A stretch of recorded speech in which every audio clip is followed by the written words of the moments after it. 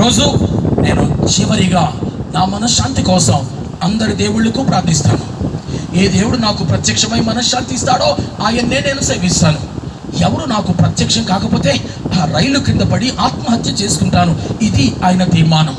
ప్రియులారా, మతాలలో, బాబాలలో, స్వాములలో, విగ్రహాలలో, అమ్మలలో, మాతలలో, మనుష్యులలో దేవుణ్ణి చూడాలనుకునే వారి మనసుల్లో ఎంత అశాంతి ఉంటుంది అని ఈ యవనస్తుడు మనకు నేర్పిస్తూ ఉన్నాడు.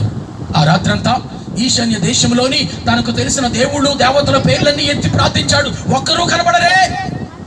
అది అతనికి చావో రేవో తీర్మానం లాంటిది. ఎవరు తనకు ప్రత్యక్షం కాలేదు.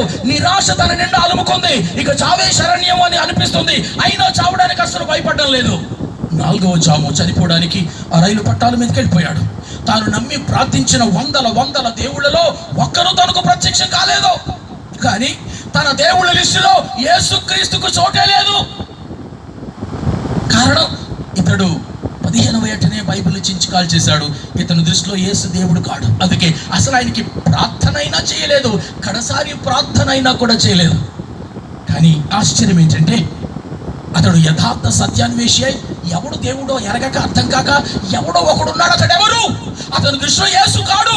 ఉన్నవాళ్ళలో ఎవరు అయి ఉంటారు అని దైవం కోసం ఆరాట పడుతూ వెతుకుతూ ఉంటే, తన బ్రతుకు మారాలన్న తపనలో ఉంటే, ఆ 3వ జాము తర్వాత 4వ జాములో ఆ పట్టాల మధ్యలో తాను ఊహించని, తాను అనుకొనని, తాను ప్రార్థించని, మంత్రం వల్లించని ఆ యేసుక్రీస్తు రూపం ప్రత్యక్షమైంది ఆయనకి.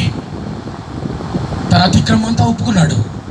పూర్ణ విశ్వాసంతో యేసుక్రీస్తుని తన జీవితంలో రక్షకునిగా, ప్రభునిగా అక్కడికక్కడే స్వీకరించాడు. ప్రభు కూడా అతన్ని క్షమించి తన కుమారునిగా చేసుకున్నాడు. ఆ క్షణాన్న తన గుండెల్లో చెప్పశక్యంగాని ఆనందం. ప్రశ్న, ప్రార్థించిన దేవుళ్ళు ఎందుకు ప్రత్యక్షం కాలేదండి? వారు లేరు కాబట్టి. అవి ఒట్టి విగ్రహాలు కాబట్టి. వాటిలో జీవం లేదు కాబట్టి. నువ్వు ఏదైనా ఒక ప్రోడక్ట్ కోసం అడుగు, డజన్ కంపెనీలు వచ్చేస్తాయి, మేమిస్తామని. అదే దేవుని కోసం అన్వేషించు. నీవు కొలుస్తున్న దేవుళ్ళ బజారులో ఒక్కరు నీకు ప్రత్యక్షం కారు. ఎందుకు? వారు లేరు, వారు కారు. దేవుళ్ళు డజన్లో ఉండరండి, దేవుడొక్కడే. ఆయన యేసుక్రీస్తు. ఈతగాడికి ఆయనే ప్రత్యక్షమయ్యాడు. హిందూ స్నేహితులకు చెప్పాలనుకుంటున్నాను, నువ్వు మోసే దేవుళ్ళు నీకు దొరుకుతారేమో, కానీ నిన్ను మోసే దేవుడు ఒకే ఒక్కడు. ఆయన్ని బ్రతుకును మారుస్తాడు. ఆయన పేరు యేసుక్రీస్తు. ఆ రోజు నుండి అతడు యేసే నిజమైన దైవమని ఇండియా అంతటా ఆయన ప్రకటిస్తూ ఒక క్రైస్తవ సాధువుగా మారిపోయాడు. అందుకే ఆయనని సాధు సుందర్ సింగ్ అని అంటారు. ఈ భారతదేశంలో టన్నుల కొద్ది మతాలు ఉన్నాయి, కానీ ఏ మతంలోనూ ఒక ఔన్స్ కూడా రక్షణ లేదని ఆ రాత్రి సుందర్ సింగ్ జీవితంలో తేలిపోయింది. భారతదేశంలో 3 కోటి దేవుళ్ళు దేవతలు ఉన్నారు, కానీ వారెవరు ఉలికేవారు పలికేవారు కాదని సుందర్ సింగ్ ఒక హైందవ మతంలో నుంచి బయటకు వచ్చిన సిక్కు మతానికి చెందిన ఒక వ్యక్తి జీవితంలో రుజువైపోయింది. కడకతడు 1929వ సంవత్సరంలో హిమాలయ పర్వత సానువుల్లో కడదాకా క్రీస్తు యేసును ప్రకటిస్తూ ఆయన యేసుక్రీస్తు ప్రభుని యొద్దకు వెళ్ళిపోయాడు. ప్రేమన దేవుని బిడ్డలారా, ఒక సిక్కు మతస్థుని బ్రతుకు మార్చింది, ఒక హిందూ మతస్థుని బ్రతుకు మార్చింది. ప్రియులారా, ఒక బ్రాహ్మణ మతస్థుని బ్రతుకు మార్చింది. ఇండియాలో ఎన్ని కులాలు ఉన్నాయో అన్ని కులాలు, అన్ని ఉపకులాల్లో నుంచి ఈరోజు యేసుక్రీస్తు ప్రభుకు జనాభా ఉన్నారు.